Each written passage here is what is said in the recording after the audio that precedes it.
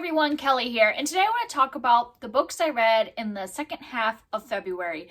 So I had done a video with my recent reads that I read at the first week of February, and one where I did like all of the new releases that I read in February, and those were new releases from January and February. So I'll link those down below. So these were all ones I read in the second half of the month. And before I start on the books, I just want to say I feel like I haven't been filming a lot in the last month. Like I feel like in February I only put up maybe one video a week. I just have been really unmotivated lately, and I think a lot of that is just like I'm done with winter. I'm very ready for spring. Luckily, it's starting to warm up a little bit around here, but February was just really tough for me in terms of like mental health and everything like that, just because I'm just ready for be able to get out of the house. I think probably a lot of people feel the same way. So yeah, I'm hoping that things will get a little better in the next few weeks with the weather getting better and we can be outside more and I can get more motivated to do things. I had to like push myself to sit down and film this video, but I do want to let you guys know what all I read, because I read some really good books at the end of February that I loved. So I'm just going to go through these in the order I read them, except for I'm going to start with the book that I did not finish. So my DNF was I, Eliza Hamilton by Susan Holloway Scott. And I was really disappointed that I ended up not finishing this book. This was given to me as a Christmas present by my husband a few years ago. And I was really interested in it because it's a historical fiction about Eliza Hamilton and her relationship with Alexander Hamilton and everything. But I thought this would be more just like a historical fiction really about these two people that were real people in history. But this, at least at the point I was at, I had made it 125 pages, and so far there was barely any politics at all. It was like a very generic love story, like not even like a good romance. Like it was really just focused on them courting and the beginning of their relationship, and it was just very generic. Could have felt like any two people. Like it didn't feel like it was like real people. And I looked up some reviews to see if it got any better, and a lot of people in the reviews said it pretty much was just like a historical romance, but with two real people. And so I just wasn't interested in that. The 100 pages that I read, I had to really push myself to get through. I was really disappointed that I didn't finish this since it was a gift, but I don't think my husband would want me to push myself to read something I wasn't liking. And I do want to read more about Eliza Hamilton. I read a really great historical fiction book about her last year that was called My Dear Hamilton. So if you want to check that one out, that one definitely, it has like some romance elements in it because they were married and had a romance in real life, but it really is more focused on the time period, what was happening in America as the country was getting started, and a lot of the political things that were happening. It just felt like more interesting, where this one just felt like a pure generic romance. All right, now moving on to the books I finished. So the first one I finished in the second half of the month was The Names They Give Us by Emery Lord. And this is one that I had a hard time rating because there were a lot of things I was kind of disappointed about this book. I was really looking forward to it. I was really excited about it. And it did not live up to my expectations, but I still like enjoyed myself and thought it was a good book. So I ended up landing on 4 stars. But I'll talk a little more about my feelings after I describe what it's about. This is about a girl named Lucy, who her mother has cancer, and she's just coming to terms with the fact that she doesn't know what's going to happen to her mother, if she is going to make it through. This is kind of her mother had gone into remission and the cancer has come back. So they're worried about the prognosis not being great. And so her mother asks her that in that summer, instead of working at their family's Christian camp that they work at every single year, she asks Lucy to work at this camp that's down the lake that is specifically for kids that are going through trauma or things like that, or grief. And so since her mom requests it of her, she does end up going and being a counselor at this camp. But she's feeling a lot of like resentment about that because she really just wants to be with her family at their camp that they've been at every year. She also doesn't like being at a secular camp.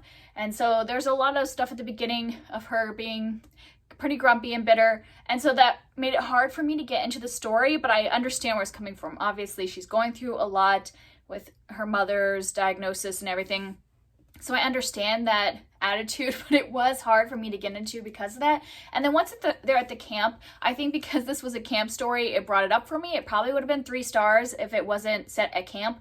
But if you didn't know, camp is really important to me. I worked in like at summer camps and other camps for the majority of my career, from like the time I was in high school until I was like in my lower 30s. So camp is really important to me. So that was really exciting to like see a camp story that felt like a camp story. Like you really saw them doing camp activities, swimming in the lake and like doing campfires, and the counselors getting really close to each other. That was one of the aspects of the book I really loved, was there was a group of counselors that they had known each other for years, and so Lucy was feeling a little like on the outside, but they brought her into the group and they were just became really close friends over the summer.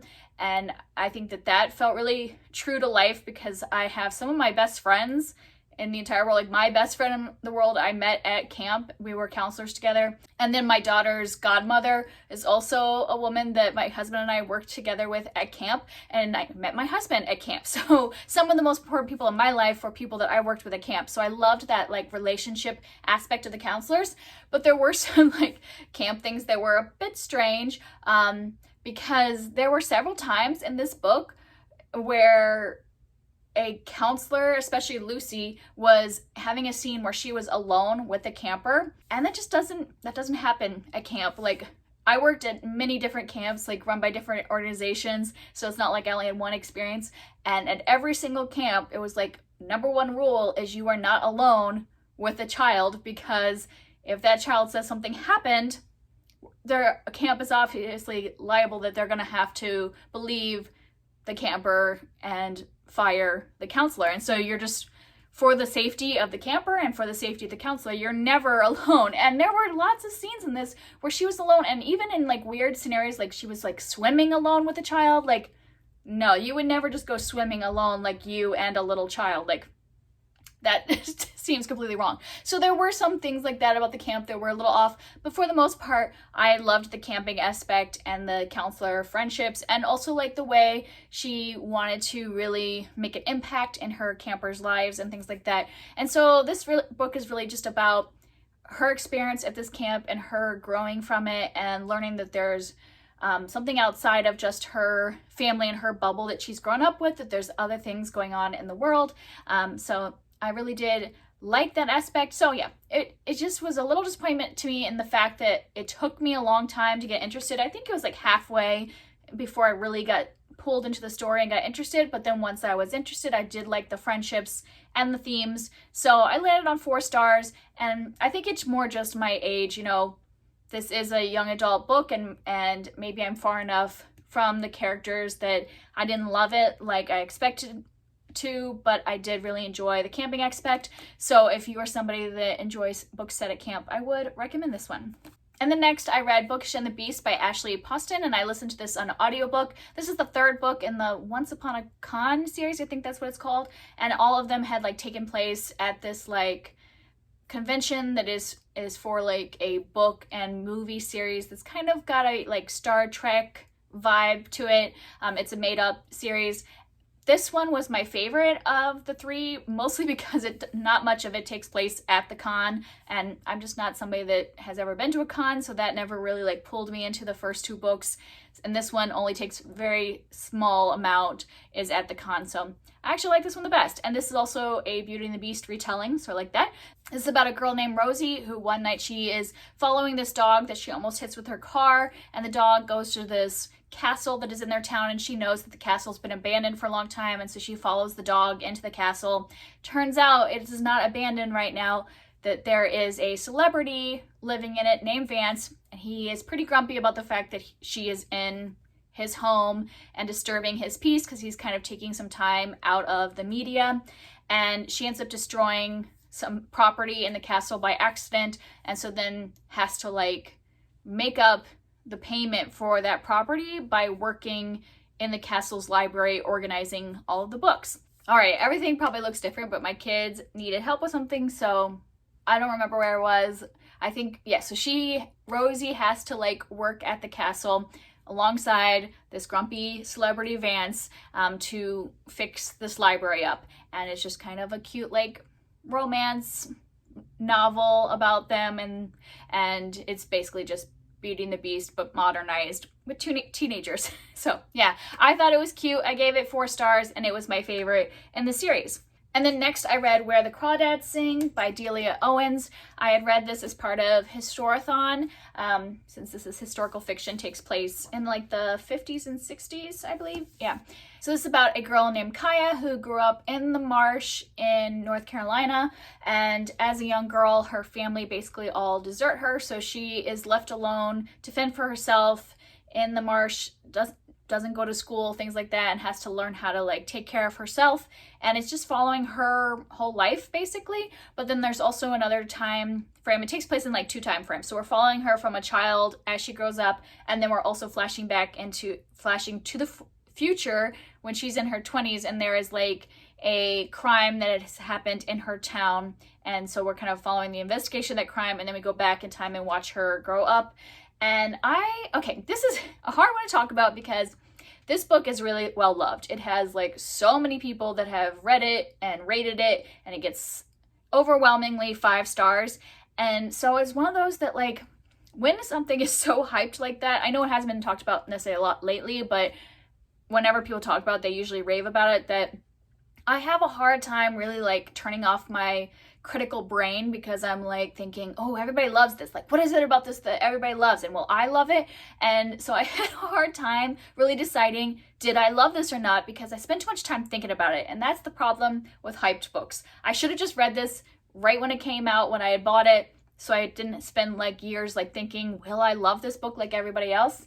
Because I did really enjoy, especially the first half. This book has a lot of nature writing in it. I guess that Delia Owens, this is her first novel, but that she did like nature writing before this. And I did really love like all the time Kaya like growing up in nature and her like connection to nature, especially birds. And I did enjoy hearing about all that and the writing of that. And so the first half of this book, I was loving. It was 5 stars. But then once we started getting more into the crime, I just didn't care about that as much. Like, I just didn't feel as connected to that storyline. I didn't think that one it was anything special, like the crime that happened and then like the court scenes and all that stuff. It just didn't pull me in. So the first half of this book was like 5 stars, and then I was getting bored with the second half. So I just decided to give it 4 stars. I don't know. I didn't love this like everybody else, but I did really enjoy it. It's just so hard when it's so hyped.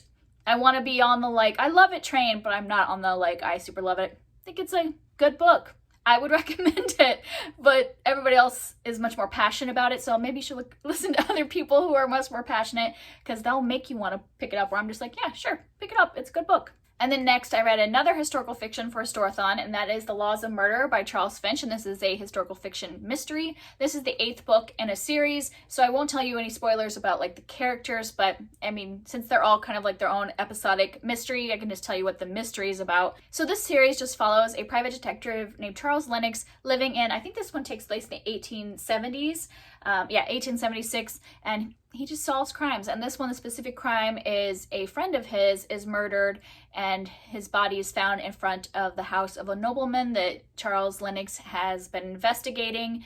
And so Charles is trying to figure out what happened to his friend, but at the same time he's also being vilified in the newspaper, so he's kind of lost his credibility as a detective with the community. So he's trying to like solve the crime while also trying to like heal his reputation. And yeah, that's about all I can tell, since it is the 8th book in a series. I hadn't read one of these books in a couple years. Like, I had gone through and marathon read the first like 7 books a few years ago. Really enjoyed them. Took a long break because I had read like 7 books in a row. And so I was wondering if I was still going to love it when I picked it up, and I gave it 5 stars. I still really love this series. They're more of a quiet, almost cozy mystery, because they don't have like a lot of like high action scenes or anything. They're kind of slow moving, and we're more focused on the characters and what's going on in their world and stuff like that. But I do recommend the series. I think it's nice if you like that kind of, it's kind of more of a, I don't know, like a Sherlock Holmes or Hercule Poirot kind of, where it's not like a modern mystery. It's just kind of taking place in the 1800s and relaxed. And I do really enjoy the writing, and I learn a lot about detective work back before modern technology and things like that. So I would recommend the series. And then next I picked up All American Boys by Jason Reynolds and Brendan Kiely. And I ended up listening to this on audiobook, which I would definitely recommend. Both of the narrators are really good because there's a narrator for each perspective that is in this book. So this story is told from two perspectives. There's Rashad and, now I forgot his name, and Quinn. And Rashad is a black teenager at the same school that Quinn is a white teenager. And so there's one event that is told from both of their perspectives. Rashad is going to a convenience store and something happens. I won't tell you everything that happens, but some series of events happen where he is being accused of stealing something from the convenience store, and a white police officer goes to arrest him. The white police officer is saying that Rashad is fighting being arrested, and so he basically beats up Rashad. So it's about police brutality. And then Quinn is there and sees the police officer beating up Rashad, and he happens to know the police officer. The police officer is the brother of Quinn's best friend. So this is like one event told from two perspectives. And this book, okay, first I'm going to say this book is excellent, and I think everybody should read it. This is 5 stars. This was so important, like especially with the last year that we've had, like this topic is still so incredibly important. And this is told from 2 teenage perspectives. So I think this would be a great one to teach in schools because it is talking from both like the black teen and the white teen. I feel like that this would be a really important one for teenagers to read. But I will say that I was angry the entire time. Like this one, I had to kind of take breaks because I would get this anger and tension built up. And I have to say, like, I think that's the purpose. Like, if you're not angry while reading this, I don't know. But yeah, just the way that Rashad is treated, it just makes me so upset. And especially, we know that this happens, that police brutality happens. You know, we've seen it a lot in the last year, hence a lot of the protests and things that have happened. But seeing it happen, especially to a child, like, I know that Rashad, being a 16-year-old, he probably looks like a man, but he is a child. He is somebody's baby, and like, it was just making me so upset the whole time. And it doesn't, I mean, I'm not saying that it is any better to see a grown man being treated horribly by police officers. I'm not saying that, but like, especially at like seeing a child who is completely helpless and like has no weapon or anything, like to be hurt by somebody that's supposed to be protecting the community. Oh, I was just angry the entire time. And especially when we are hearing from the white teen's perspective, Quinn, seeing the people in his life that are supporting the police officer. Because since he knew the police officer personally, we see everybody in his life that is like taking the side of the cop. And I was just like, how can you take the side? How can you say that's somebody's job? That is somebody's job to beat up a child? Like, yeah, I was just so angry. And I know that that's the purpose of this book, and I think that that's why it's so important and that everybody should read this. It's still an important topic, and even though it's hard to read, it is really important, and the teenagers should be reading this because it is told on the level of teenagers. So I think this would be a good one that's accessible and showing both sides, but really, I'll tell you, even though it's showing both sides, I mean, it is obviously showing that it's wrong and that something needs to be changed in the system. So yeah, I think that this one is just one everybody should read. I should stop talking about it. I feel like I'm talking way too much about all these books, but I do highly recommend this one. And then next I read The Year of the Dog by Grace Lin, and this was a read aloud with my daughter as part of school.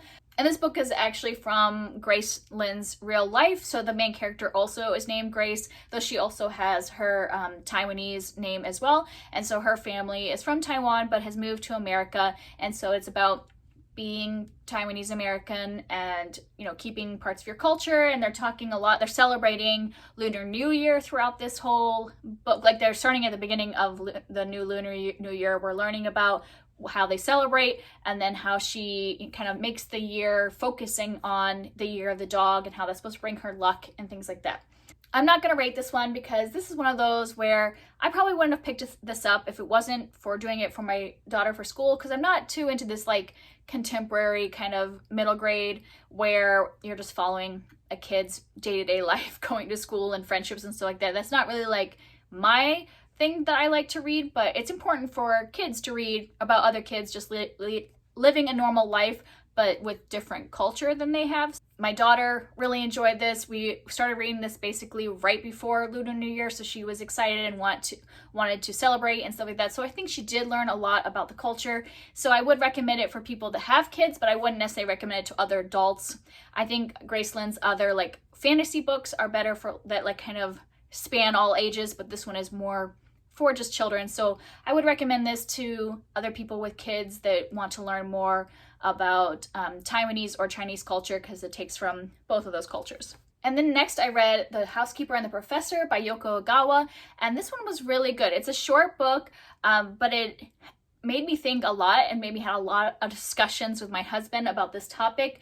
This is a very quiet novel, like very character driven, and we never learn the names of the people in the story, so I will just call them the housekeeper and the professor. So this follows the professor, who was a mathematics genius, but worked as a mathematics professor, but then he got in a car accident where it affected his short-term memory, and now he can only remember things 80 minutes at a time, so he forgets everything after 80 minutes.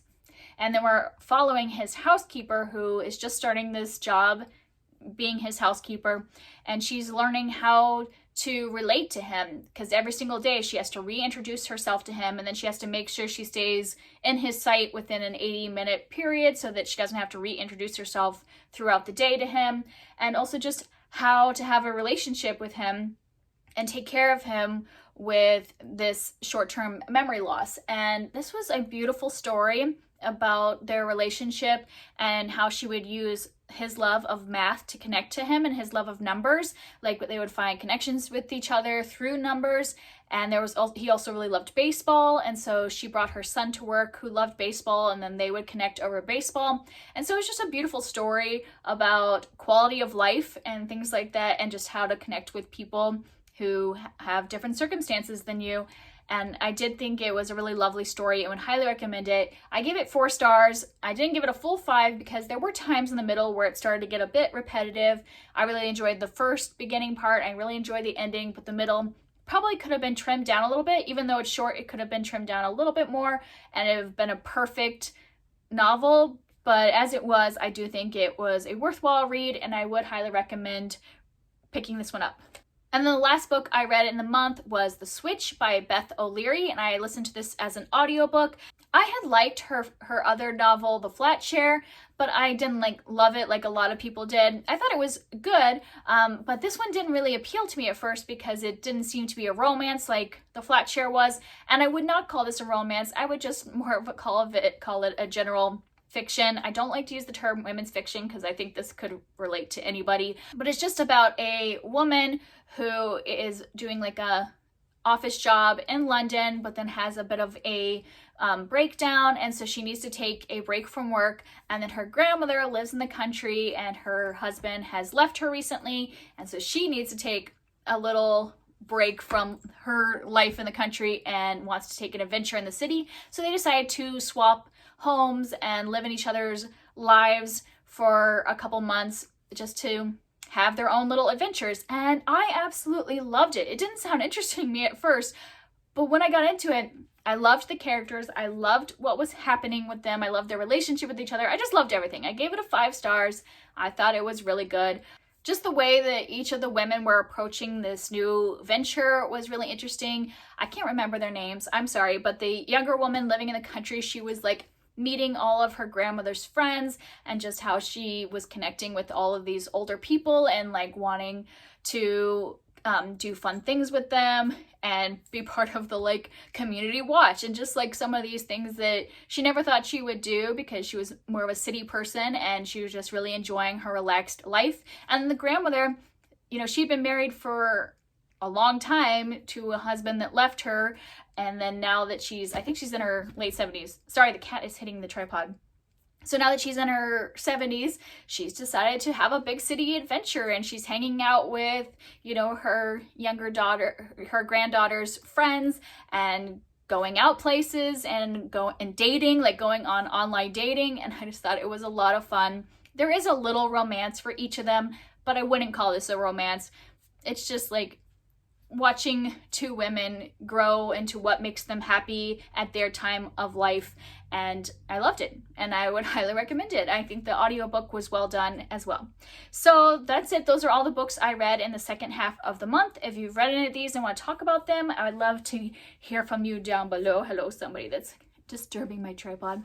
And yeah, if you would like to chat, you can go ahead and leave me a comment. I will talk to you next time. Bye.